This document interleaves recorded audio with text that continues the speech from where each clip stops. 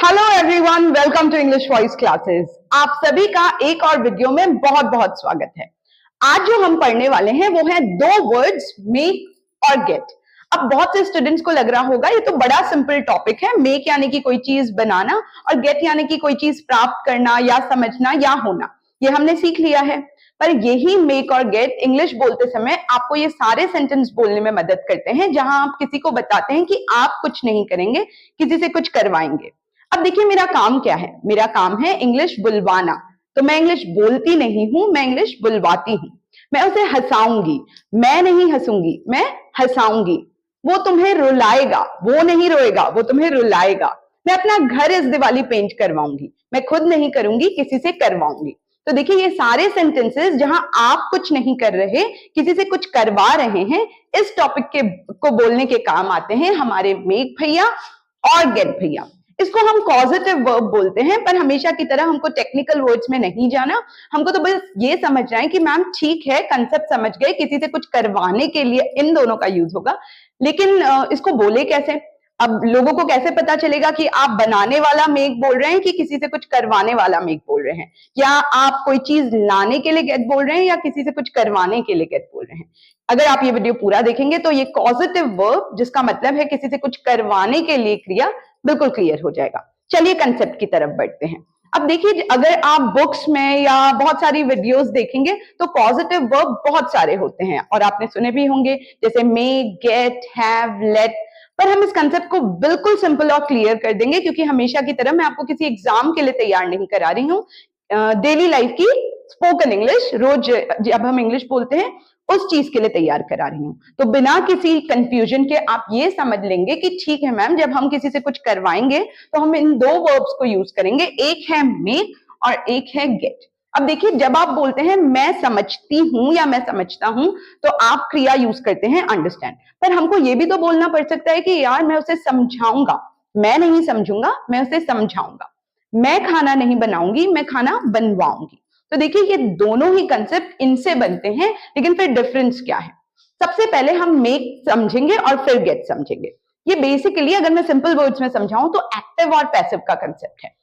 आप मेक का यूज तब करते हैं जब आप जो करता है, जो किसी से कुछ करवा रहा है, उसका जिक्र करें और जिससे काम करवा रहे हैं उसका भी जिक्र करें। जबकि गेट यूज तब होता है जब आप सब्जेक्ट यानी कि जो करवा रहा है उसका नाम बोलें और उस चीज, जो चीज वो करवा रहा है उसका जिक्र करें, ना कि उसका जिक्र करें जिससे आपने ये काम करवाया है। देखिए इसको ऐसे समझिए, मैं उससे अपना घर पेंट करवाऊंगी, या मैं नाम ले लेती हूं, उससे आपको कंफ्यूजन हो सकता है। मैं रवि से अपनी वॉल पेंट करवाऊंगी। रवि बहुत अच्छी पेंटिंग करता है तो मैं रवि से अपनी वॉल पेंट करवाऊंगी। मैं नहीं कर रही, मैं रवि पर्सन से वो काम करा रही हूँ। वहीं अगर मान लीजिए मुझे नहीं पता कौन पेंटिंग करेगा, बस मुझे ये पता है इस दिवाली मैं अपना घर पेंट करवाऊंगी। अब देखिए तो मैं गेट यूज करूंगी, मैं यानी कि करता।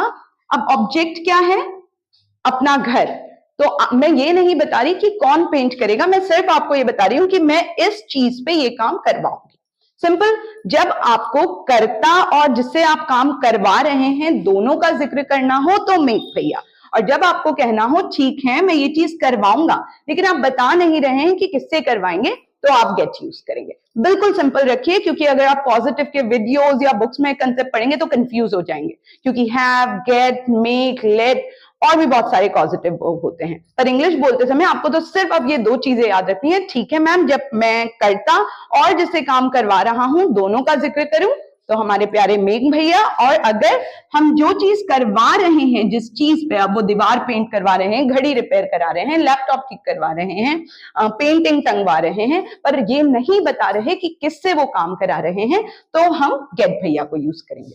सिंपल, बस ये कंसेप्ट समझ जाइए। पॉजिटिव वर्ब किसी से कुछ करवाने के लिए बोलना बहुत सिंपल हो जाएगा। अब इससे पहले मैं आगे बढ़ूं, मैं आपको ये चीज बता दूं कि बहुत बार जब आप किसी इंसान का जिक्र करें तो भी लोग गेट को यूज करते हैं, और इसीलिए पॉजिटिव वर्ब कंफ्यूजिंग होता है। अब इसमें होता क्या है, मैंने आपको बता दिया, मैंने कंसेप्ट को सिंपल कर दिया। ठीक है मैम, आपने तो कहा था जब कर्ता होगा और जिससे हम काम करवा रहे हैं उसका जिक्र हो तो मैं मेक, और जब हम कर्ता का जिक्र करें लेकिन किससे करवा रहे हैं उसकी जगह सिर्फ ये बताएं किस पे काम कर रहे हैं तो गेट। पर बहुत बार लोग गेट यहां भी यूज करते हैं और फॉर्मूला हो जाता है सब्जेक्ट। अब देखिए इंसान का जिक्र होगा तो भी लोग गेट बोलते हैं, उस इंसान का नाम बोलेंगे लेकिन उसके बाद हम टू लगा के वर्ब का फर्स्ट फॉर्म बोलते हैं। इसमें डिफरेंस क्या आता है, जब आप किसी से मेक करके कोई चीज बोलें तो आप थोड़ा सा फोर्स कर रहे हैं, भाई मैंने उससे ये चीज करवाई, जबकि आई गेट या गॉट उस इंसान से टू लगा के फर्स्ट फॉर्म, तो वो हो जाता है मैंने किसी ना किसी तरह उसको फुसला के ये काम करवा दिया। दोनों में काम करवा ही रहे हैं, पर जब आप बोलेंगे I get Ravi to verb का फर्स्ट फॉर्म, मतलब मैंने उसको फुसला बहला के वो काम करवा दिया। तो यहां आप गेट की जगह सीधे बोल सकते हैं भाई आई कन्विंस्ड हिम। इसलिए हम इस पंगे में पड़ेंगे ही नहीं। अगर आपने उससे जबरदस्ती नहीं करवाया पर पटा के प्यार से हंस के मुस्कुरा के या कोई लालच दे के कोई काम करवाया तो हम कन्विंस बोल देंगे, ना कि गेट वाला फंडा। क्योंकि देखिए वो बहुत कंफ्यूजिंग हो जाता है। ऑलरेडी गेट भैया कहाँ काम आ रहे हैं, जब आप किसी से कुछ करवा रहे हैं पर कोई करता नहीं है। अब जब टीचर्स या बुक्स में आप पढ़ेंगे कि मैम जब इंसान का भी जिक्र हो तो भी कुछ लोग गेट बोलते हैं, आगे टू लगाते हैं, तो वो बड़ा कंफ्यूजिंग हो जाता है। मेरे बहुत से स्टूडेंट्स जैसे कि प्रियांशु, जो हो सकता है मुझे देख रहा हो, वो हमेशा टू बोलने का आदी है। वो हमेशा जैसे इसके बाद मेक के बाद भी टू लगा देता है, पर मैं हमेशा कहती हूँ देखिए मेक के बाद टू कभी नहीं आएगा। अगर आपने किसी से कुछ करवाया है और आप इंसान का जिक्र भी कर रहे हैं तो आप गेट हिम टू फिर क्रिया का फर्स्ट फॉर्म बोलते हैं, और ये बहुत कंफ्यूजिंग होता है। स्पोकन इंग्लिश में गेट को किसी से कुछ करवाने के लिए इंसान के जिक्र में ना बोलें। कंसेप्ट को सिंपल रखें कि ठीक है मैम, अब हम दिमाग में रखेंगे अगर हम कर्ता और जिससे काम करवा रहे हैं उन दोनों का जिक्र करें तो कंसेप्ट में, और अगर हम जो चीज करवा रहे हैं लेकिन हम बता नहीं रहे किससे करवा रहे हैं, बस इंसान मैं उससे पेंटिंग टंगवा रही हूँ, मैंने पेंटिंग टंगवाई, मैंने नहीं बताया मैंने किससे काम कराया, तो मैंने ये चीज क्यों बताई, क्योंकि हो सकता है कुछ लोग इंसान का नाम लेके गेट यूज करें, तो आप कंफ्यूज नहीं होंगे।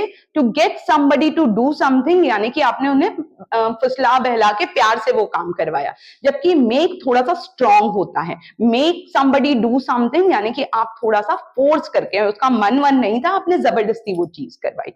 अब मैं ये चीज इसलिए बता रही हूँ क्योंकि अगर आपने प्यार से करवाया तो आप ये मेक गेट के कंसेप्ट में पढ़े ही नहीं, आप बोलते हैं I convinced him to come, I convinced him to talk, I convinced him to speak English.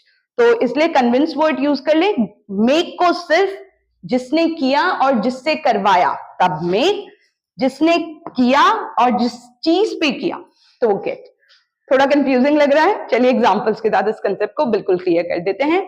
मैं पहले ही बता दे रही हूँ, पॉजिटिव यानी कि किसी से कुछ करवाना। अगर आप दूसरे वीडियोस, बुक्स या हो सकता है आपका कोई टीचर हो, वो आपको बोलेगा हैव भी यूज होता है, गेट भी यूज होता है, मेक भी यूज होता है, लेट भी यूज होता है। इन सारे वर्ड्स को यूज मत कीजिए। हमको तो ये कंसेप्ट मैम ने सिखा दिया, इंसान जो करवा रहा है और जिससे करवा रहा है तो हम मेक बोलेंगे बिना टू के। तो प्रियांशु टू नहीं लगाना मेक के साथ। गेट यूज कर रहे हैं तो आप टू बोल सकते हैं, मेक के साथ आप टू नहीं बोलेंगे। और यहां भी आप टू नहीं बोलेंगे, पर जब किसी से कुछ बहला फुसला के करवा दिया तो I get that person to, पर हम उस कंसेप्ट में जा ही नहीं रहे हैं, हमने इंग्लिश को सिंपल कर दी। चलिए एग्जाम्पल सीखते हैं। पहले हम ये सारी चीजें सीखेंगे जहां आप किसी से कुछ करवा रहे हैं और उस इंसान का जिक्र भी कर रहे हैं जिससे आपने वो चीज या वो क्रिया करवाई है, ठीक है। तभी इस टॉपिक का नाम है कॉजेटिव। टॉपिक पे मत जाइए, आपसे कोई नहीं पूछेगा ये कौन सा ग्रामर का टॉपिक है, आपको तो स्पोकन इंग्लिश पे फोकस करना है। तो पहला एग्जाम्पल है ही मेक्स अस फाइट। अब देखिए मेक भैया आ गए, जिनको ये कंसेप्ट नहीं पता वो तो सोचेगा भाई मेक का क्या काम यहाँ। ही मेक्स अस फाइट, अब इसका मतलब क्या हो गया, आपने मेक्स बोला और देखिए यहाँ क्रिया का फर्स्ट फॉर्म यूज कर दिया। वो हमें लड़वाता है, वो नहीं लड़ता, वो हमें लड़वाता है, खुद तो साइड हो जाता है। And he makes us fight, तो ही सिंगुलर था तो मेक्स अस फाइट। अब देखिए मेक भैया टॉपिक के टेंसेस के हिसाब से बदलेंगे, कभी वो इज एम आर मेकिंग हो जाएगा, मेक का सेकंड फॉर्म आपको पता ही है मेड हो जाएगा, हैज हैव के साथ मेक भैया थर्ड फॉर्म के साथ आएंगे। तो इसीलिए जितने एग्जांपल्स हैं वो मैं अलग अलग टॉपिक से लाई हूं ताकि आपको पता लग जाए। किसी से कुछ करवाने के लिए जब आप बता रहे हैं कि कर्ता कौन है, आप मेक के अलग अलग फॉर्म यूज करेंगे। तो पहला एग्जाम्पल हमने देखा, ही मेक्स अस फाइट, वो हमें लड़वाता है, खुद तो नहीं लड़ता, आग लगा देता है। And he makes us fight. अब देखिए यहां वर्ब का फर्स्ट फॉर्म, सेकेंड एग्जाम्पल है I always make him understand. यार मैं तो समझती हूँ पर बहुत बार, मतलब हमेशा मैं उसे समझाती हूँ। अब जिनको समझाने के लिए वर्ब पता है वो अंडरस्टैंड बोल देंगे, पर जहां बोलना पड़े मैं उसे हमेशा समझाती हूँ। समझना अंडरस्टैंड, समझाना मेक अंडरस्टैंड। तो देखिए यहाँ आप क्या बोल रहे हैं, आई ऑलवेज मेक हिम, कोई लड़का है उसके लिए हिम अंडरस्टैंड। दोबारा देखिए मैंने वर्ब का फर्स्ट फॉर्म बोला, यहाँ make, I always make him understand. तो अगली बार आपको बोलना हो यार मैं उसे हमेशा समझाती हूँ जब भी वो गलती करता है पर मानता ही नहीं है, I always make him understand. Concept simple लग रहा है। तो आज के बाद मेक भैया का एक और नया रूप आपको दिख गया है, किसी से कुछ करवाने के लिए जब आप बता रहे हैं कौन कर रहा है और किससे करवा रहा है। चलिए, I always make him understand. एक और सिंपल प्रेजेंट टेंस का सेंटेंस देखते हैं। शी, अब यहाँ कोई लड़की है, मोहतरमा है, शी मेक्स मी वर्क। यार मैं तो काम करना ही नहीं चाहता हूँ, वो मुझसे काम करवाती है। अब वो काम नहीं करती है मैडम, वो काम करवाती हैं। तो देखिए अगर आप बोल देते शी वर्क्स तो यानी कि वो काम करती है। आप जब बोल रहे हैं वो मुझसे काम करवाती है, शी मेक्स, मेक भैया आएंगे, किससे काम करवाती है, उस इंसान का नाम आपने बता दिया। अब यहाँ पर्सन मैंने लिखा है, कोई लड़का होगा तो ऑब्वियसली आप स्मार्ट हैं, हिम, लड़की होगी तो हर, हमसे अस, यू, ये सारे कंसेप्ट आपको पता ही हैं, तो मैंने इसलिए नाम की जगह यहाँ मैंने पर्सन लिखा है, पर आप बहुत बार नाम लेने की जगह दूसरा प्रोनाउन यूज कर देंगे, जैसे कि लड़के के लिए हिम, लड़की के लिए हर, हमसे यानी कि अस, तुमसे यू, मुझसे मी। ठीक है, तो वैसे ये बोल रहा है शी मेक्स मी वर्क, वो मुझसे काम करवाती है। क्लियर? तो she makes me work. I am sure आप जब मेरे सेंटेंसेस सुनते हैं आप साथ साथ बोलते हैं ताकि वो चीज मेक्स मी वर्क दिमाग में कहीं ना कहीं बैठ जाए। अब देखिए अगला है ही इज अ कॉमेडियन, वो कॉमेडियन है। कॉमेडी क्या होती है? मजाक। कॉमेडियन यानी कि जो कॉमेडी करता है। He is a comedian, he makes people laugh. अब वो खुद नहीं हंसता अपने जोक पे, वो लोगों को हंसाता है। अब ये बड़ा सिंपल है, मैं हंसती हूँ, आई लाफ, मैं लोगों को हंसाती हूँ।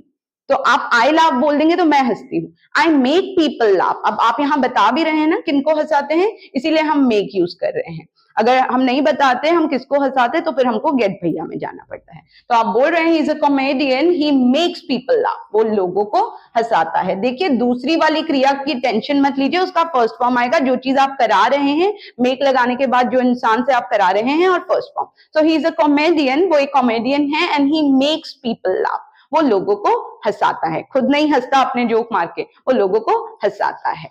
सिंपल। तो he makes people laugh.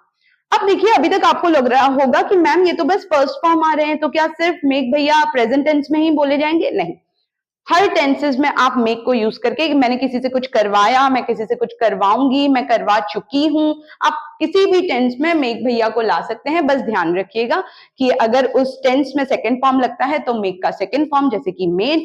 Present continuous है तो is am are plus making, या जो भी टेंसेस अभी तक हमने पढ़े हैं उस कंसेप्ट के रूल्स आप मेक में लगा देंगे। ऐसे एग्जाम्पल देखिए, I made Ravi speak English. Ravi mood में नहीं था इंग्लिश बोलने के, मैंने रवि से इंग्लिश बुलवाई। अब अगर मैं बोल दूंगी आई स्पोक इंग्लिश तो हो जाएगा मैंने इंग्लिश बोली। भाई मैंने तो बोली थी पर मैंने रवि से भी इंग्लिश बुलवाई। अब ये पास्ट टेंस था तो मैंने सब्जेक्ट के बाद मेक का सेकेंड फॉर्म लगा दिया, मेड। किससे?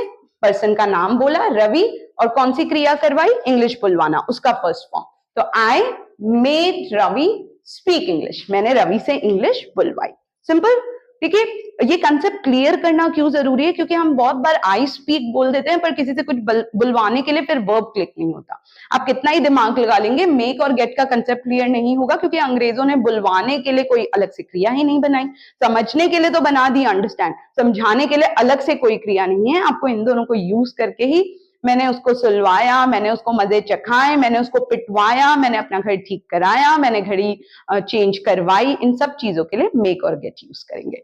तो आगे बढ़ते हैं। I made Ravi speak English. ये देखिए बड़ा अच्छा सा सेंटेंस है। अब इसमें मैं क्या बोल रही हूँ? Time is making me realise. यहाँ करता कौन है? टाइम, समय, सबसे बलवान जो होता है। टाइम इज मेकिंग मी। अब देखिए यहां मैंने क्या किया, ये प्रेजेंट कंटिन्यूअस है, इज ए मार लगा के वर्ब का आईएनजी फॉर्म लगा दिया। कंटिन्यूअस यही तो होता था ना, आई एम गोइंग, आई के बाद एम लगा के वर्ब का आईएनजी फॉर्म। तो वैसे ही यहाँ मैं वे करता नहीं है, टाइम इज मेकिंग किस इंसान को रियलाइज करवा रहा है? मी। तो मैंने कहा था यहाँ आई तो हम बोलेंगे नहीं, मुझे के लिए me. Time is making me realise, यहाँ कोई छेड़छाड़ नहीं, क्रिया का फर्स्ट फॉर्म। रियलाइज यानी कि कोई चीज को फील करना है ना, हम कहते हैं मैंने अपनी गलती रियलाइज की, तो आप कह रहे हैं समय मुझे रियलाइज करवा रहा है। समय रियलाइज नहीं कर रहा, समय को कोई चीज रियलाइज करने की जरूरत नहीं है, महसूस करने की जरूरत नहीं है, वो तो लोगों को रियलाइज करवाता है। तो सेम चीज मैं यहाँ कह रही हूँ, time is making me realise mistakes that I have made in past। तो देखिए ये समय आपको क्या रियलाइज करवा रहा है, जो गलतियां आपने पास्ट में की थी। तो time is making me realise mistakes that I have made in past। अब देखिए ये एक और मेड देख के डरिएगा मत, गलती करना मेक मिस्टेक होता है। मेक बहुत ही जरूरी वर्ब है, कहीं भी जाके ये कुछ भी काम कर जाता है। तो एक मेक तो आप पढ़ ही रहे हैं, तो ये भी याद रख लीजिएगा, we make mistake, we don't do mistakes, we make mistakes। गलती बनाना इसको कन्वर्ट करके मत समझिएगा, we make mistakes यानी कि गलती करना। तो अगर आप किसी को बोलेंगे I make this mistake regularly, यार हर बार का है मेरा, मैं ये गलती हमेशा करती हूँ, तो I make this mistake, हमेशा भरोसा कर देती हूँ, हमेशा रो जाती हूँ, ठीक है, तो I make this mistake regularly. तो यहाँ क्या कर रहे हैं सबसे बलवान, टाइम हमारे, time is making me realise mistakes, समय मुझे महसूस करा रहा है, कर नहीं रहा, करा रहा है। क्या करा रहा है? Mistakes that I have made in past, जो मैंने पास्ट में गलतियां की हैं। Present perfect, have plus verb का थर्ड फॉर्म, ये सारे कंसेप्ट हम पढ़ चुके हैं पुराने वीडियोस में, टेंसेस, एक्स्ट्रा टॉपिक्स में। यहाँ हम बोल रहे हैं time is making me realise mistakes that I have done in past, समय मुझे उन सारी गलतियों को रियलाइज करवा रहा है जो मैंने पास्ट में की है। क्लियर? अब देखिए आगे बढ़ते हैं, you are making me feel uncomfortable.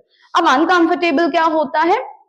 Comfortable होता है जब आप मजे में होते हैं ना, हम कहते हैं सीट बड़ी कंफर्टेबल है, माहौल बड़ा कंफर्टेबल है, मेरे अपने लोग हैं, मजा आ रहा है। अनकंफर्टेबल होता है जब आप अच्छा फील नहीं करें, आपको अजीब सा फील हो। अब वो चीज बहुत सारे कारणों की वजह से हो सकती है। तो आप किसी को कह रहे हैं भाई यू आर मेकिंग मी, अब यहाँ इजम आर लग गया क्योंकि ये कंटिन्यूस सेंटेंस है, और मेक में आईएनजी लगा दिया, तो यू करता तुम हो, यू आर मेकिंग मी, तुम मुझे क्या फील करा रहे हो, you are making me feel, verb का फर्स्ट फॉर्म अनकंफर्टेबल। वो खुद अनकंफर्टेबल फील नहीं हो रहा है। मान लीजिए कोई बार बार हॉर्न बजा रहा है, उसको तो मजे आ रहे हैं, पर आप उसको कहेंगे यार you are making me feel uncomfortable, क्या जरूरत है, ट्रैफिक है, कहां से आगे बढ़ेगा, you are making me feel uncomfortable, बार बार हॉर्न बजा के। Clear? So you are making me feel uncomfortable, तुम मुझे बहुत अनकंफर्टेबल फील करा रहे हो।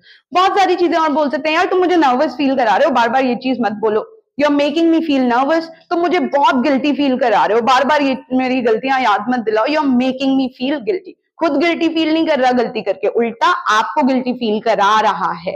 ये टॉपिक बहुत जरूरी है, जब आप कुछ नहीं कर रहे, किसी से कुछ करवा रहे हैं। So you are making me feel guilty. Next, अब देखिए पॉजिटिव सेंटेंसेस आ गए हैं, नेगेटिव आ गए हैं, तो आप सवाल भी तो पूछ सकते हैं। सवाल क्या है? Why did you make him पे? अब यहाँ सिंपल पास्ट है, why did, W word, did, you, अब करता कौन है? यू, तुम। अब यहाँ मेक क्यों आया? मेक हिम पे यानी कि मेक उस इंसान, कोई लड़का है, हिम वर्ब का फर्स्ट फॉर्म पे। Why did you make him पे? भाई तुमने उससे पे क्यों करवाया? बेचारे का बर्थडे था और हमने केक खरीदा था, तुमने उससे पे क्यों करवाया? केक तो हमको खरीदना चाहिए था। Why did you make him पे? अब उसने पे नहीं किया, उसने पे करवाया, तो इसमें आप क्या बोलेंगे? Why did you make him पे? मैंने उससे पे करवाया, बहुत कंजूस था, हर बार हमसे ट्रीट ले लेता था, इस बार मैंने पे करवाया, आई मेड हिम पे। मैंने पे नहीं किया, मैंने पैसे नहीं दिए, आई मेड हिम पे। यार मैं उससे पैसे पे करवा रही हूँ, मैं पैसे नहीं दे रही, I am making him pay. यार मैंने तो उससे पैसे पे करवा दिए हैं, अब मैं नहीं जानती, आई हैव मेड हिम पे। बहुत चालू बन रहा था, कट लिया था जब पेमेंट करने की बारी आई, so this time I have made him pay. सारे टेंसेस में आप इस मेक को यूज कर सकते हैं जब बता रहे हैं आपने कुछ नहीं किया, किसी से कुछ करवाया। एक लास्ट क्वेश्चन और देखते हैं ताकि इस मेक भैया का कंसेप्ट बिल्कुल क्लियर हो जाए। How will I make Ritu apologise? ये अपॉलोजाइज मेरा बड़ा फेवरेट वर्ब है, क्योंकि मैंने लोगों को से सॉरी बोलते हुए देखा है, तो मैं इसलिए आपको बार बार बताती हूँ ताकि अपॉलोजाइज, प्रोनाउंसिएशन का ध्यान रखिएगा, हर वीडियो में मैं बताती हूँ अपॉलोजाइज। तो how will I make Ritu apologise? Ritu ने कोई गलती कर दी है और कोई कह रहा है यार तुम्हें रितु तुम्हारी बेस्ट फ्रेंड है, तुम्हें माफी मंगवानी पड़ेगी। तुम माफी मत मांगना, पर तुम्हें रितु से माफी मंगवानी पड़ेगी। तो वो क्या कह रहा है? How will I make Ritu apologise? भाई रितु अपने आप फील करेगी गलती तो वो माफी मांग लेगी, मैं कैसे माफी मंगवाऊंगी? How will I make Ritu apologise? Clear? How will I make him pay? मैं उससे पे कैसे करवाऊंगी भाई अगर वो पे करते समय चल दिया? How will I make him call? मैं उससे कॉल कैसे करवाऊंगी? How will I make him clean the house? मैं उससे घर साफ कैसे करवाऊंगी? How will I make you speak English? मैं आपसे इंग्लिश कैसे बुलवाऊंगी अगर आप प्रैक्टिस नहीं करेंगे? तो कोई भी चीज करवाने के लिए हमारे प्यारे मेक भैया। Concept clear?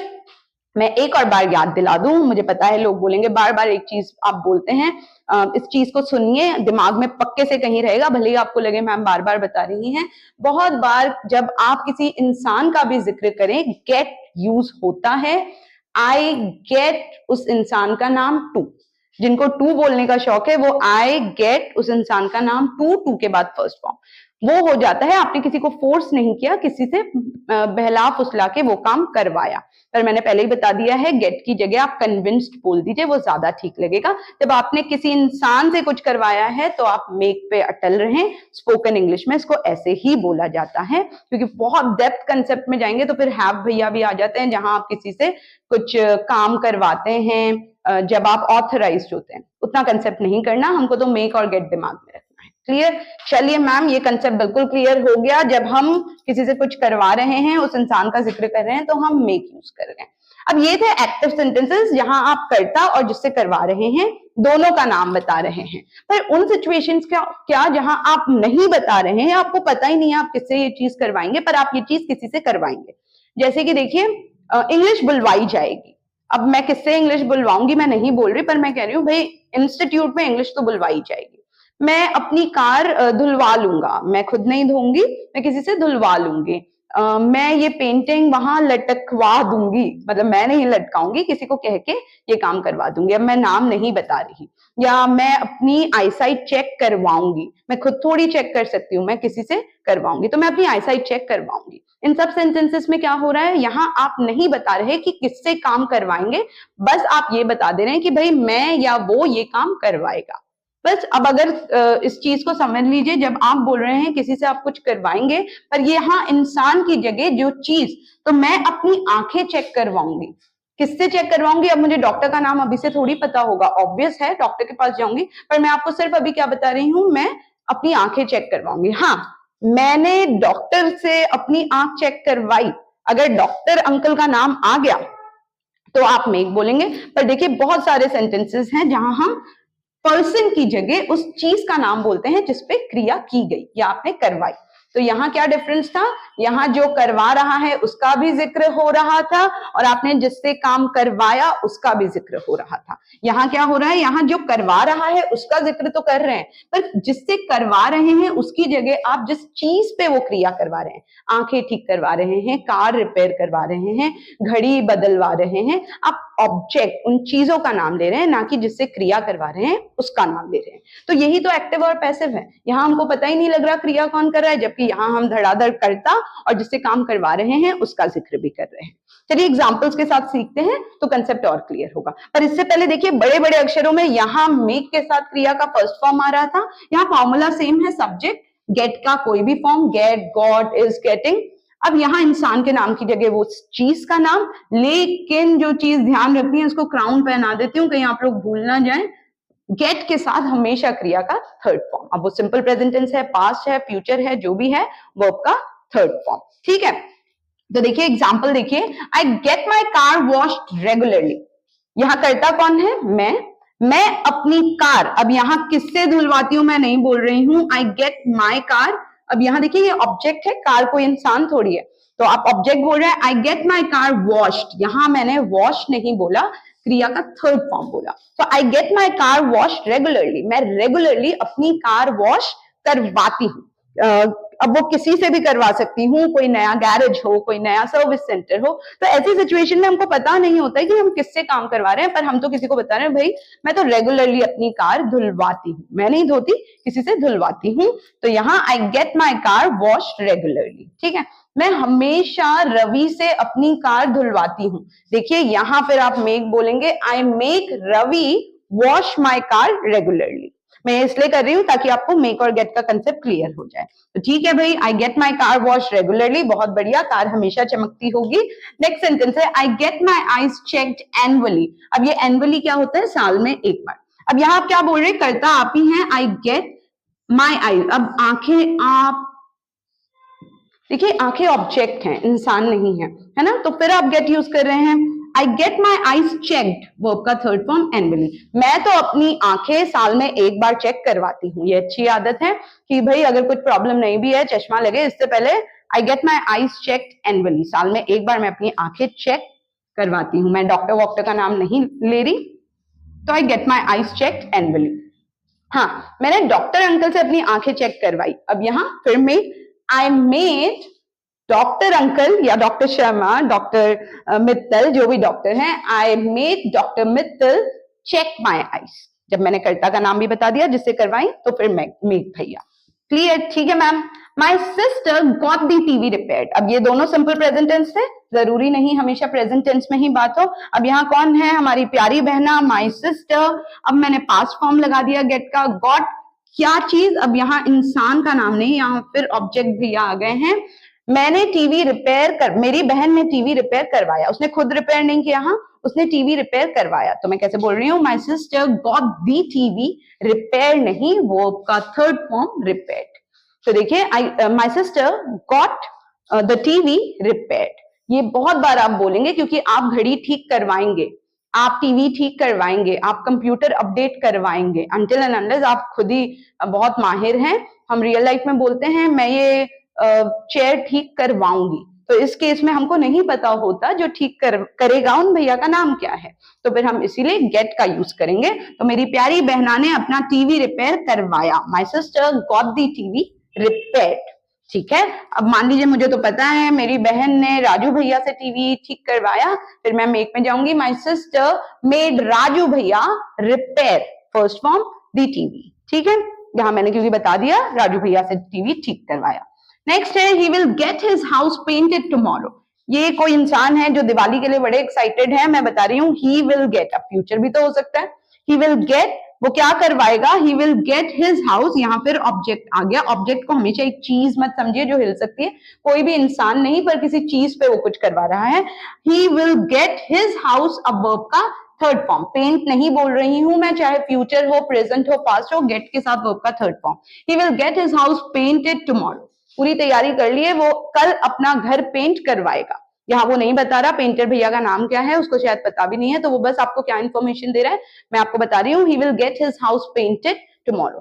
कल वो मुझसे अपना घर पेंट करवाएगा। देखो, तो मैं इसको फिर मेक में बोलूंगी, he will make me paint his house. कर्ता का पता लग गया किससे करवा रहे हैं, तो मेक, नहीं तो भाई ये वाला सेंटेंस बोल देंगे गेट लगा के, ऑब्जेक्ट वर्ब का थर्ड फॉर्म।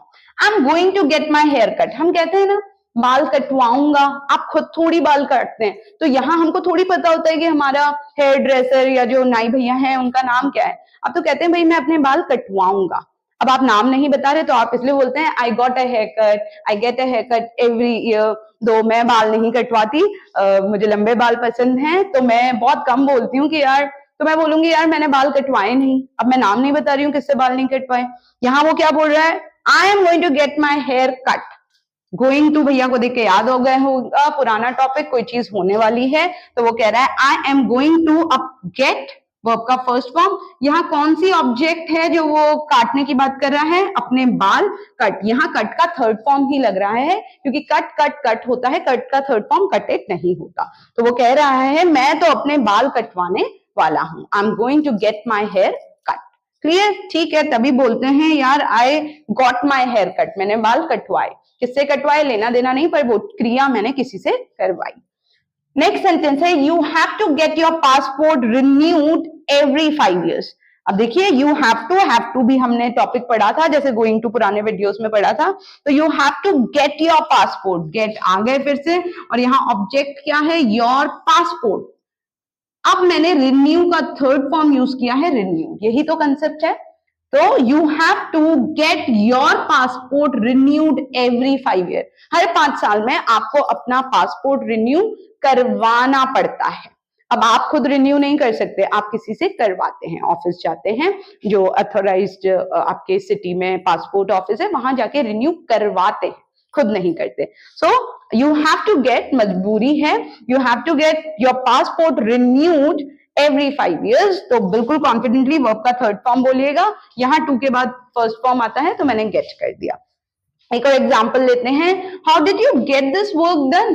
भाई तुमने ये काम कैसे करवाया, किससे करवाया, मुझे नहीं बोलना है, मुझे तो बस ये पूछना है, भाई तुमने तो ये काम नहीं किया मुझे पता है, पर तुमने ये काम कैसे करवाया? तुम तो शहर में भी नहीं थे, वहां बैठे बैठे ये काम कैसे करवाया? किससे करवाया का जिक्र नहीं कर रही, इसलिए गेट से पूछ रही हूँ। हाउ, डब्ल्यू वर्ड, डिड, क्योंकि पास्ट का क्वेश्चन है, यू करता, ये वाला सब्जेक्ट है, ये how did you get, get लग गया। ऑब्जेक्ट क्या है, यहां मेरा जो ऑब्जेक्ट है वो ये काम है, और वर्ब का थर्ड फॉर्म करना, यानी कि do, done. How did you get this work done? भाई तुम तो कमाल के इंसान हो, सच में फेक नहीं रहते, तुमने कहा था तुम काम करवा दोगे और तुमने करवा दिया। So how did you get this work done? Amazing, बहुत बड़ाई हो गई है भाई। हाकुल लाल ने मान लीजिए हाँक दिया था और सच में करवा भी दिया, तो आप कहेंगे गजब इंसान हो। How did you get this work done? Clear? एक और क्वेश्चन देखते हैं, do you get your house clean daily? कोई सफाई प्रेमी है, आप कह रहे हैं यार क्या तुम रोज घर साफ करवाते हो? आपको पता है आलसी है, खुद तो नहीं करता होगा, तो आप पूछ रहे हैं डू यू गेट, यहां ऑब्जेक्ट क्या है, फिर उसका घर, योर हाउस। अब मैं क्लीन नहीं बोल रही, क्लीन, क्योंकि हमको तो अब पता है मैम गेट वाला कंसेप्ट, यानी कि कोई भी टेंस हो दूसरी वाली क्रिया में थर्ड फॉर्म लगेगा। Do you get your house clean daily? गजब इंसान हो, do you get your house clean daily? क्या तुम हर दिन अपना घर साफ करवाते हो? क्या तुम हर दिन उससे, अब वो कोई लड़की हो सकती है, लड़का हो सकता है, आपका छोटा भाई हो सकता है, छोटी बहन हो सकती है, घर साफ करवाते हो? तो आप यहाँ क्या कर देंगे, डू यू, जब नाम बता रहे हैं तो make, do you make Neha, him, her, Vishal, Rahul, जिसका भी नाम, do you make Vishal clean your house daily या योर रूम डेली? ठीक है, चलिए एक लास्ट क्वेश्चन कर देते, क्योंकि मुझे लगता है जितने एग्जाम्पल मैं दे पाऊं उतना कंसेप्ट क्लियर होगा।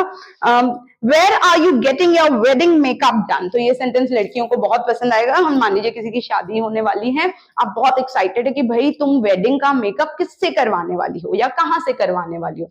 अब देखिए शादियों में आप खुद मेकअप नहीं करते, ये एक रिचुअल हो चुका है और ये एक बड़ा खर्चा होता है। भाई दुल्हन का मेकअप तो पार्लर से ही होगा, वो खुद नहीं करेगी। तो आप किसी से पूछ रहे हैं तुम वेडिंग, शादी का, अपनी शादी में जो मेकअप पहनने वाली हो वो कहाँ से करवाने वाली हो? खुद तो नहीं करोगी और आप नहीं जानना चाहते कि कौन करेगा, नेहा से करवाने वाली हो या कुछ कहां से करवाने वाली हो। तो आप पूछो where are you getting your wedding makeup done? Clear है? वेयर आर यू कहां से करवा रही हो, वेयर आर यू गेटिंग। देखिए अब वेयर आर के बाद आएंगी क्योंकि कंटिन्यूस है। वेयर आर यू गेटिंग क्या चीज, यहाँ ऑब्जेक्ट ही क्या है, यहाँ पूरा ऑब्जेक्ट है योर वेडिंग मेकअप, तुम्हारी शादी का मेकअप। हमेशा ऑब्जेक्ट एक ही चीज हो जरूरी नहीं, यहाँ पूरा ऑब्जेक्ट क्या है, शादी का मेकअप। तो where are you getting your wedding makeup, करवाने के लिए डू का third form done. So where are you getting your wedding makeup done? कहां से करवा रही हो बताओ भाई, मैं भी वहीं से बुकिंग करवा लेती हूँ, जो भी आप बोलना चाह रहे हैं मैं एक बार देख लूंगी कि कैसा है वो। So where are you getting your makeup done, where are you getting your wedding makeup done. किससे करवा रहे हैं हम जिक्र नहीं कर रहे। Concept clear?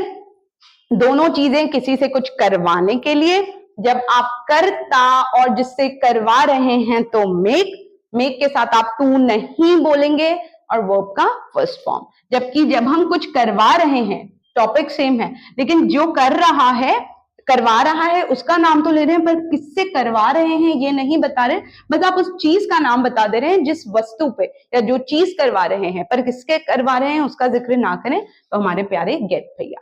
किसी से कुछ करवाने के लिए इंसान का नाम लेने के बावजूद गेट, टू या हैव यूज होता है, पर उस कंसेप्ट में मत पढ़िए, मैं ये बार बार रिक्वेस्ट कर रही हूँ क्योंकि कुछ लोग कंफ्यूज हो सकते हैं। मैम कुछ वीडियो में या कोई बुक में तो हमने हैव भी पढ़ा, गेट हिम टू भी पढ़ा, यहाँ आप जब गेट यूज करते हैं टू का झमेला आ जाता है। जैसा मैंने बताया मेरे कुछ प्यारे स्टूडेंट्स टू लगाने के बड़े इच्छुक रहते हैं, तो प्लीज टू को भूल जाइए। I got him to do something हो जाता है, उससे बड़े प्यार से बहला के करवा दिया, उसके लिए आप कन्विंस्ड बोल दीजिए। अगर किसी से कुछ करवाया है थोड़ा प्रेशर डाल के, फोर्स से, थोड़ा जबरदस्ती, तो मेक भैया। और जब आपने कोई चीज करवाई है बिना इंसान का नाम बताए किससे करवाया, बट काम करवा दिया, खुश रहो, तो फिर गेट। तो ये था मेक और गेट की कहानी। मेक और गेट बहुत सारी जगह यूज होते हैं। गेट के लिए मैं अगला एक अलग वीडियो बनाऊंगी जिसमें गेट के सारे मीनिंग्स को मैं एक साथ कवर कर लूंगी। आज तो आपको दिमाग में बस ये रखना है ताकि आप अगली बार झट से बोल पाए, यार मैं समझा दूंगा, मैं खिला दूंगा, मैं करवा दूंगा, मैं सुला दूंगा। आप बोल रहे हैं मैं नहीं करूंगा पर तुम चिंता मत करो, मैं किसी से करवा दूंगा। वैसे ही मैं ये चीज करवा दूंगा। किससे करवाऊंगा इसकी चिंता मत करो, गेट। तो ये था आज पूरा मेक और गेट की कहानी। मैंने कोशिश की थी इसको बिल्कुल सिंपल करके कर दें। इनको पॉजिटिव वर्ब्स बोलते हैं, टेक्निकल टर्म्स में ना जाएं, बस कंसेप्ट को समझें। खूब सारे सेंटेंसेस जो मैंने दिए हैं उनको कहीं लिख लें, अलग अलग टेंसेस में उसको फ्लुएंटली प्रैक्टिस करें। अगर आपको ये वीडियो पसंद आया हो, मेरी मेहनत अच्छी लगी हो, तो प्लीज चैनल को सब्सक्राइब करें अगर आप नए हैं। अगर आप पुराने हैं तो प्लीज लाइक कीजिएगा, कमेंट जरूर कीजिएगा। मैं हर कमेंट का रिप्लाई देती हूँ और विश्वास मानिए मैं खुश हो जाती हूँ जब मुझे आप लोगों के कमेंट्स मिलते हैं। मिलते हैं अगले एक ऐसे यूजफुल वीडियो में जो आपकी स्पोकन इंग्लिश का लेवल ऊपर ले जाएगा। ये था आज का वीडियो, मिलते हैं अगले वीडियो में। तब तक के लिए बाय बाय।